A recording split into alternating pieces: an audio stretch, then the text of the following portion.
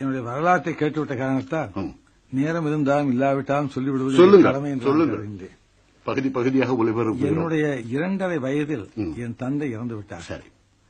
என் தந்தையும் தந்தைக்கு உயிரூட்டிய அறிவை தந்த பாட்டனாரும் பெரும் லட்சாதிபதிகளாக இருந்தவர்கள். சரி. பெரும் பணக்காரர்கள். சரி. வசதியும் வாய்ப்போடும் இருந்தவர்கள். ஆனால் மருமக்கத்தாயம் என்ற காரணத்தால் கேரளத்தில் குழந்தைகளுக்கு தனது தந்தையின் சொத்துக்கள் இல்லை என்கிற காரணத்தால் மாமாவின் சொத்துக்கள் நாங்கள் அனாதைகளாக்கப்பட்டோம். சரி. என் தாயினுடைய அரவணைப்பில் தான் நான் வளர வேண்டியிருந்தது. சரி.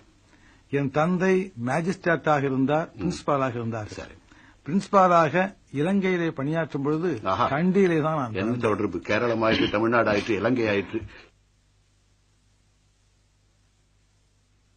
இலங்கையிலே நான் பிறந்தேன், கண்டியிலே தான் பிறந்தது. சரி. 2.5 வயதிலே தந்தை இழந்தேன்.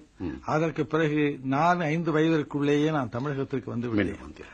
என்னை வளர்த்த வேலுநாயர் என்பவர் அங்கே போலீஸ் இலாக்காவிலே போலீஸ்காரராக பணியாற்றிய காரணத்தால் அவர் ஆதரவிலே நாங்கள் வளர வேண்டியிருந்தது. சார், முதலாக நான் எழுத படிக்க தெரிந்த மொழி தமிழ். சரி.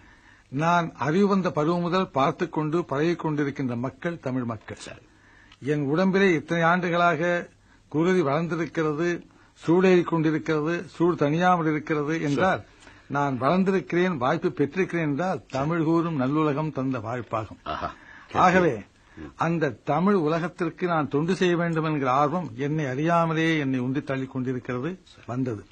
என் தாயுடைய அரவணைப்பு எனக்கு அதிக கல்வியை தருவதற்கு வாய்ப்பில்லை. 7வது வயதில் நான் நாடக கம்பெனியில் சேர்ந்து விட்டேன். 7 வயது நாடகத்திலே நடித்து 34வது ஆண்டு 35வது ஆண்டில் சினிமா படங்களிலே நடிப்பதற்கு நான் கலந்து கொள்ள வேண்டிய அவசியத்தில் ஈடுபட்டேன். அதற்கு பிறகு நான் தொடர்பு கொண்டிருக்கின்றேன்.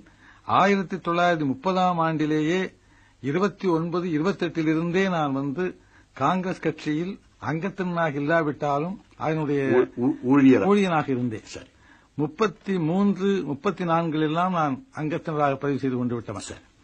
அதற்கு பிறகு சில நாட்கள் இருந்து எனக்கு அங்கே செயல்பட்ட முறைகளிலே சில குறைபாடுகள் கண்டதாக நான் எண்ணியதால் அந்த விருப்பு வெறுப்பற்ற நிலைமையை நான் வளர வேண்டும் என்கிற காரணத்தால் நான் விலகி அஞ்ஞாதவாசம் என்று சொல்வார்களே, அதுபோல் அரசியல் தொடர்பு இல்லாமல் இருந்து கொண்டிருந்தேன்.